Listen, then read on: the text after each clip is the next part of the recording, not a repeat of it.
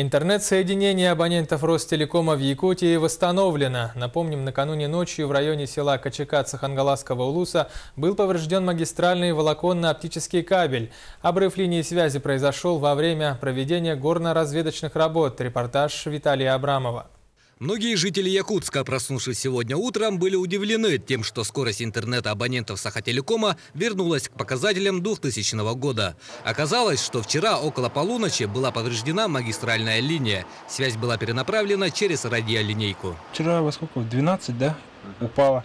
И все, внешние потоки, ничего не было возможности просматривать.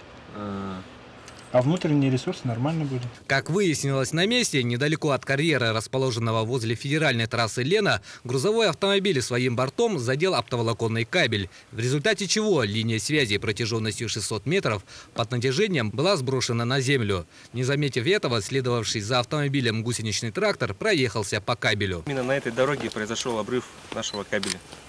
Сейчас идут восстановительные работы. Вон бригада номер 2, он находится. На аварийно-восстановительных работах были привлечены 3 бригады из Якутска, а также из Хангаласского и Мегино-Хангаласских улусов. С 8 утра занимаем. С 8 утра, да? Да. Бригада с мая приехала еще ночью сюда. Они установили причину повреждения, место повреждения и доложили об этом в город Якутск непосредственно. Параллельно с монтерами с 2 концов восстановления вели сварочные работы оптоволокна. В принципе, подготовка занимает больше времени, чем сама сварка.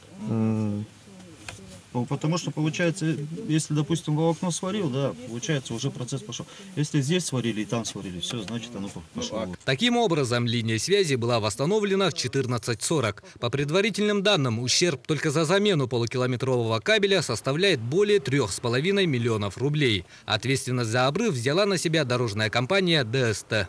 У него, если поднялся кузов, ну как бы это техническая неполадка машины. Ну, ваш работник был, да? Привлеченный водитель, но работал на нас.